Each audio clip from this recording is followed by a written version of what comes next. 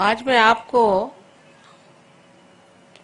आत्मा के बारे में बताना चाहती हूँ, क्योंकि आत्मा को प्राप्त करो, आत्मा को सिद्ध करो, ऐसा तो सबने बताया, पर उसका निरूपण कहीं हुआ नहीं ठीक से कि क्या आत्मा चीज क्या है और उससे हमें क्या क्या प्राप्त होता है। इसके बारे में इतने विशद रूप से किसी ने बताया नहीं। शायद उस जमाने में इतने लोग नहीं थे। कृष्ण ने एक केवल अर्जुन से ही बात करी।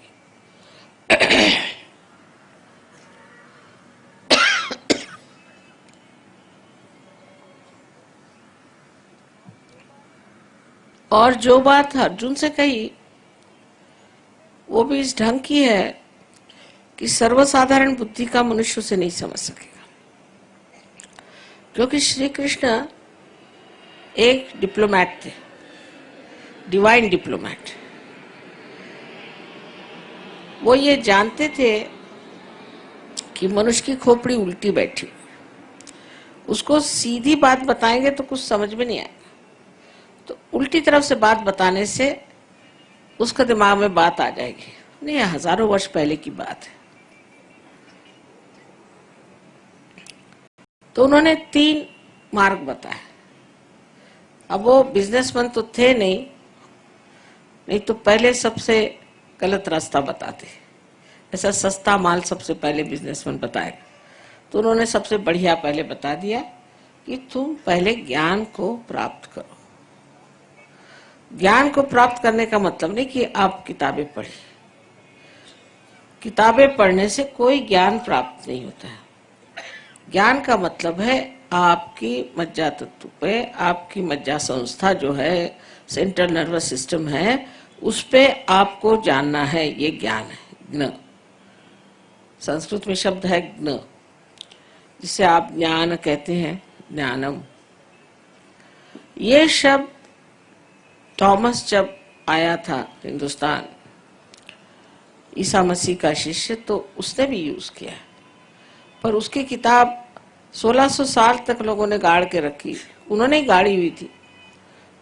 52 किताबें गाड़ के रखी, डर की वजह से कि लोग उनसे कहेंगे कि ये आदमी जो है वो हेरेटिक है। हेरेटिक माने जो सही रास्ते से हटाने वाला, या ब्लास्फेमी है, माने परमात्मा की बदनामी है। उन्होंने ये बात लिखी कि परमात्मा को जानना जो है वो एक अनुभव है, और जब तक वो अनुभव प्राप्त नहीं होता तब तक आप ज्ञानी नहीं हो सकते। और जो लोग उस वक्त ऐसे ज्ञानी हो गए थे, उन्होंने उनका नाम ग्नोस्टिक्स रखा था, और जो ज्ञान को नहीं मानते थे एग्नोस्टिक कहते थे।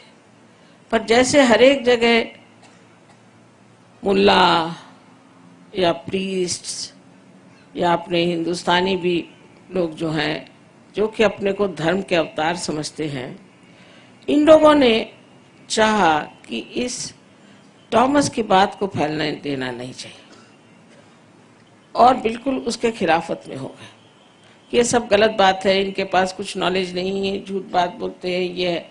क्योंकि जब धर्म गर्भ पैसा कमाने का धंधा हो गया तो ये तो सब गलत हो ही जाएंगे। और इस तरह से उन्होंने बता दिया कि ये लोग जो हैं बिल्कुल गलत हैं, और इन लोगों का जो कुछ भी कहना है वो बिल्कुल परमात्मा के विरोध में। इनके पास कोई ज्ञान नहीं।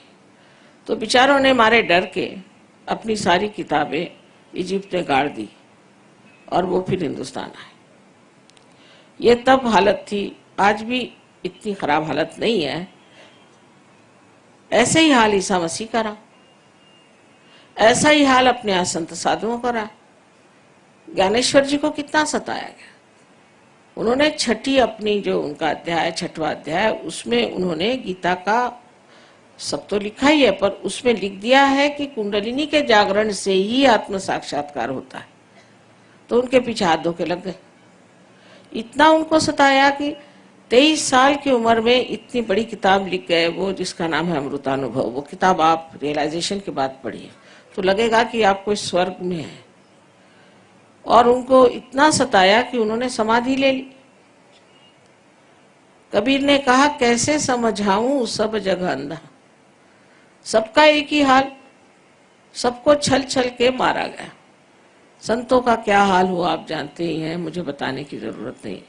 तुकाराम का क्या हाल हुआ, और नरसिंह भगत हो गए, सब लोगों को सताने के सिवाय और लोगों ने कुछ नहीं किया।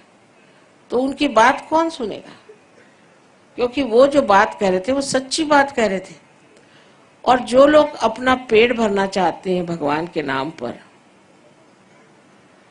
उन लोगों से कौन बता सकता है।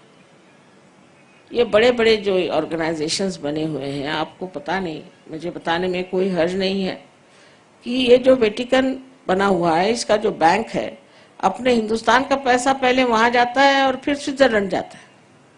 ये क्या भगवान का काम है? इसी प्रकार यहाँ भी पैसे का परमात्मा से क्या संबंध हो सकता है?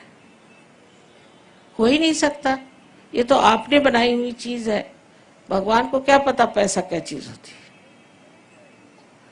सो इस तरह से जो ज्ञान को प्राप्त न करते हुए लोगों ने कहा, अच्छा कृष्ण ने कहा ज्ञान को प्राप्त करो तो तुम पढ़ो। वो किताबें लिख लिख के बेचेंगे, ये करेंगे, भिखारी जैसे घूमते हैं लोग और बेचते रहते, किताबें खरीदो। कबीर ने कहा, पढ़ी पढ़ी पंडित मूर्ख भई। पंडित लोग भी मूर्ख हो गए पढ़ पढ़ के। अब मुझे बचपन में लगता था ऐसे कैसे हो सकता है कि पढ़ के कैसे पंडित मूर्ख होंगे, लेकिन अब मुझे ऐसे बहुत मिले जो महामूर्ख है, उनसे बात ही करने में अर्थ नहीं। अब इसलिए उन्होंने जो ज्ञान की बात कही वो कही कि आपके सेंट्रल नर्वस सिस्टम में जो चीज प्रतीत होती है, जो जानी जाती है, उसको ज्ञान कहा गया। उसी को बोध कहा जाता है, जिससे बुद्ध का शब्द आया हुआ है। यही चीज विद भी है। विद से ही वेद आया, और वेद का जो पहला ही श्लोक है उसमें लिखा है कि इस सब को पढ़ने के बाद अगर आपको परमात्मा के बारे में विद नहीं हुआ तो बेकार। अब विद शब्द भी उसी से आया, लेकिन हम लोग तो सिर्फ बुद्धि के ही माध्यम से हर एक चीज जानना चाहते हैं। बुद्धि से परे कोई चीज है ये हम समझना नहीं चाहते। इसलिए कृष्ण पहले कह दिया कि तुम ज्ञान पे आओ।